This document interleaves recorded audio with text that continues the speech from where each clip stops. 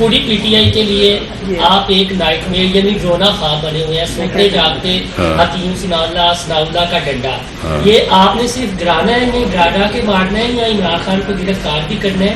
اور یہ بتا دیں کہ کس نے روکا ہوا ہے آپ کو ایکشن لینے سے؟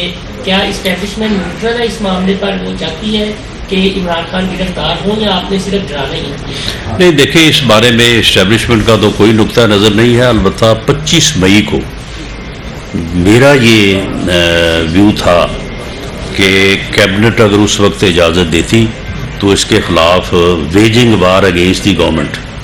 ہی ویجڈ وار آن 25 مئی 2022.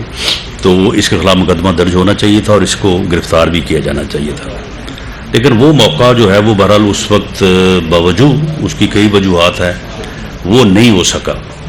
تو اب جو یہ چھوٹے موٹے مقدمے ہیں نا، کسی نے تقریر کر دی ہے، اس نے وہاں پہ کوئی اور بات کر دی ہے، اگلی جگہ پہ اور بات کر دی ہے، تو ان میں کوئی میرا نہیں خیال کہ ان میں کوئی گرفتاری جو ہے وہ مناسب رہے گی.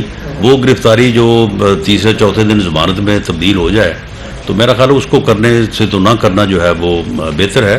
البتہ اب اگر وہ دوبارہ اسی صورت میں آئے جو 25 مئی کو تھی تو میرا جو ہے وہ وفاقی حکومت اور کیبنٹ سے یہ مطالبہ ہوگا کہ اس مرتبہ جو ہے اسے نہ جانے دیا جائے.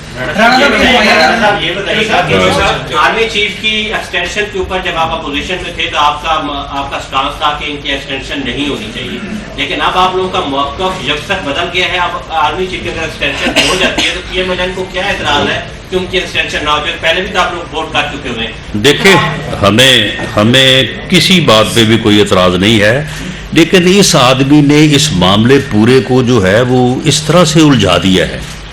اب دیکھیں نا کہ اگر یہ بات کسی پیرائے میں کسی طریقے سے کسی سلیقے سے ہوتی تو کوئی ایسی بات نہیں تھی. ایکسٹینشن بھی ہو جایا کرتی ہے، اس سے پہلے ہوتی رہی ہے، اور تعیناتی بھی اس سے پہلے ہوتی رہی ہے. اور اگر کوئی یہ سمجھتا ہے کہ اس ادارے کی تعیناتی جو ہے وہ جو کرے گا تو اس تعیناتی سے وہ مستفید ہوگا، تو یہ بھی ساری پوری پاکستان کی تاریخ جو ہے وہ سب کے سامنے ہے.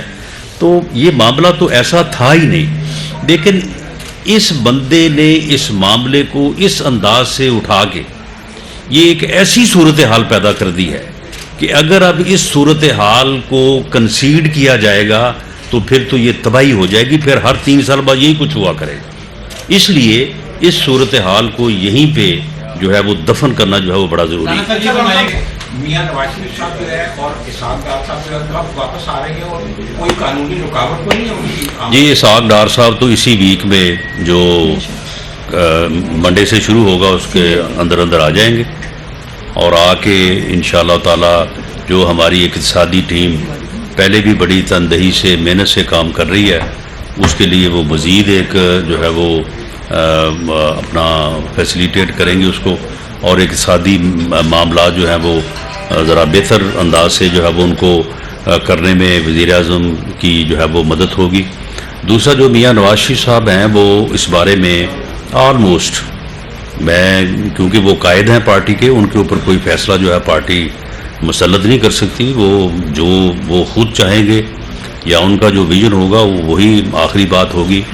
لیکن پارٹی نے ان کو یہ ریکویسٹ کی ہے کہ یہ ہم جو اب تنظیمی جو اپنا پروگرام آج ترتیب دینے جا رہے ہیں، یا اس کو اکتوبر میں شروع کر کے دسمبر تک جو ہے اس کو ختم کر رہے ہیں، یہ بھی انہی کی انسٹرکشن کے اوپر ہو رہا ہے اور انہی کی گائیڈ لائن کے اوپر جو ہے وہ اس کو کیا جا رہا ہے.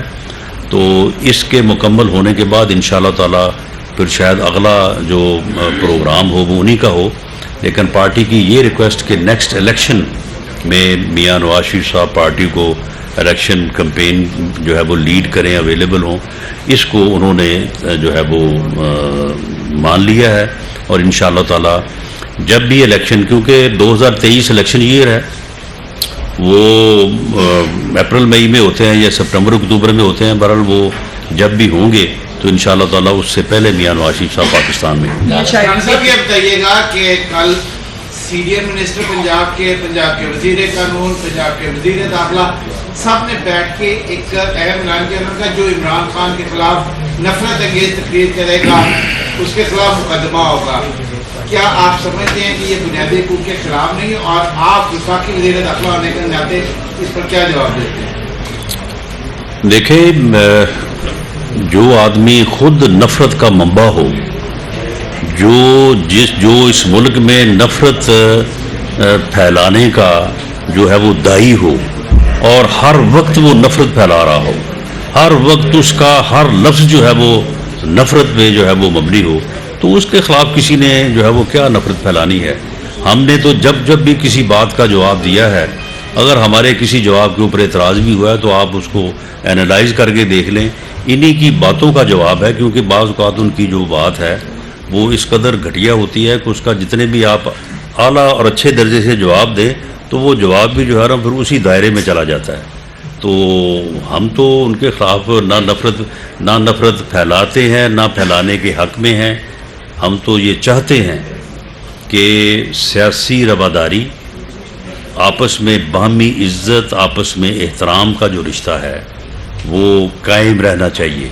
सियासी जमातों को ऐसा अंदाज़ इख्तियार नहीं करना चाहिए कि वो दोबारा मिल के ना बैठ सकें। पीपल्स पार्टी और PMLN में कितनी दूरी रही है। पीपल्स पार्टी और मौलाना फजल रहमान साहब JUI में बलूचिस्तान की जो पार्टीज़ हैं उनके साथ कितना फ़र्क रहा है, लेकिन आज वो पाकिस्तान की खातिर एक टेबल पे बैठे हैं। तो ये आदमी जो है ये तो बैठने को तैयार ही नहीं है। तो कोई उनके ख़िलाफ़ नफ़रत नहीं फैला रहा, नफ़रत वो खुद फैला रहे हैं। मेरा ख्याल है उनको अपने खिलाफ खुद ही मुकदमे दर्ज करने चाहिए।